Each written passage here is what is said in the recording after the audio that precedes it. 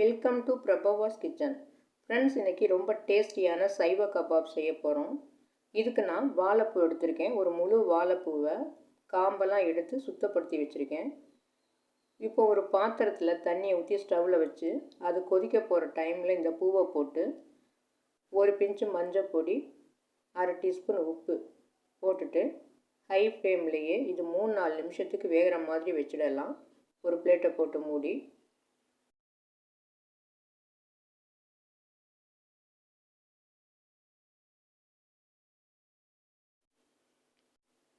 இப்போ பூ நல்லா வெந்துடுச்சு. இந்த சமயத்தில் ஸ்டவ்வை ஆஃப் பண்ணிவிட்டு இதை ஆற விட்டுடலாம். இப்போ ஆறினதுக்கப்புறம் இந்த பூவை சுத்தமாக தண்ணி இல்லாமல் பிழிஞ்சு ஒரு பிளேட்டில் எடுத்து வச்சுக்கலாம்.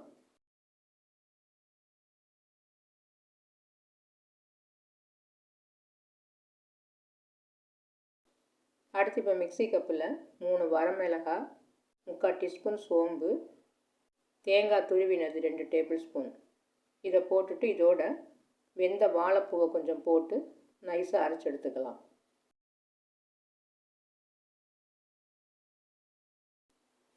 இப்போ அரைச்சதை ஒரு பவுலில் மாற்றிட்டு மீதம் இருக்கிற பூவையும் அரைச்சி எடுத்துக்கலாம்.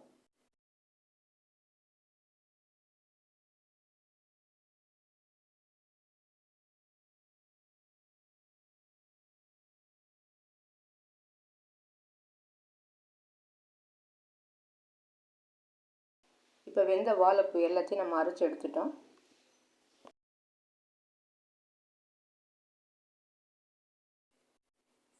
அடுத்து இப்போது 2 டேபிள் ஸ்பூன் அளவுக்கு பொட்டுக்கடலையை மிக்சி கப்பில் பொடிச்சு எடுத்துக்கலாம். இப்போ இந்த பொட்டுக்கடலை மாவை அரைச்ச வாழைப்பூவோடு சேர்த்துக்கலாம். அடுத்து ஒரு 1/4 டீஸ்பூன் அளவு உப்பு போட்டுக்கலாம்.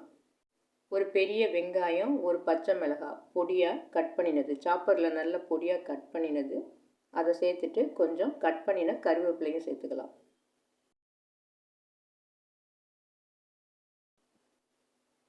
இப்போ இது எல்லாத்தையும் நல்லா பெசரி விட்டுக்கலாம்.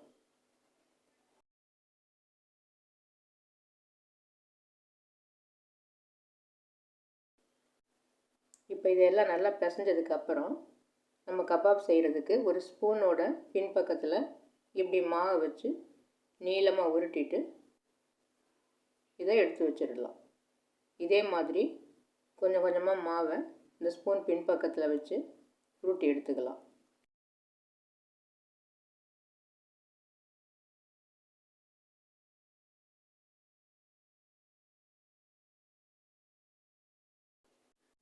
இந்த மாதிரி செய்கிறது கஷ்டமாக இருந்தால் நம்ம கையிலேயே நீளமாக உருட்டி எடுத்துக்கலாம். அடுத்து இப்போ ஒரு அகலமான பேனை ஸ்டவ்வில் வச்சு அதில் எண்ணெயை ஊற்றிக்கலாம். எண்ணெய் காஞ்சதும் நம்ம உருட்டி வச்சுருக்கிறதெல்லாம் போட்டு எல்லா பக்கமும் பொன்னிறமாக வர்ற வரைக்கும் ஃப்ரை பண்ணிக்கலாம்.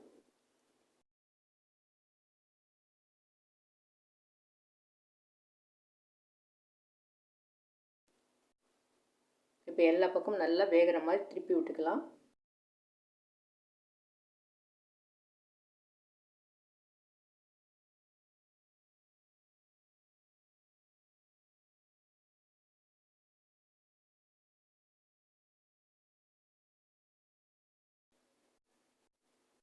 இப்போ எல்லா பக்கமும் நல்லா வெந்துடுச்சு.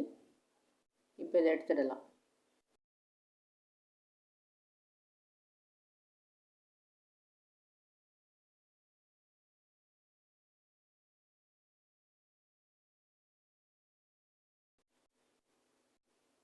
இப்போ இதே மாதிரி மீதம் உருட்டி வச்சுருக்கிறதையும் போட்டு ஃப்ரை பண்ணி எடுத்துக்கலாம்.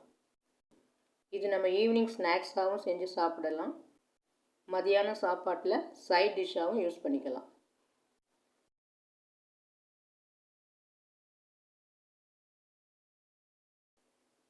பாருங்கள், இப்போ ரொம்ப டேஸ்டியான சைவ கபாப் ரெடி ஆகிடுச்சு.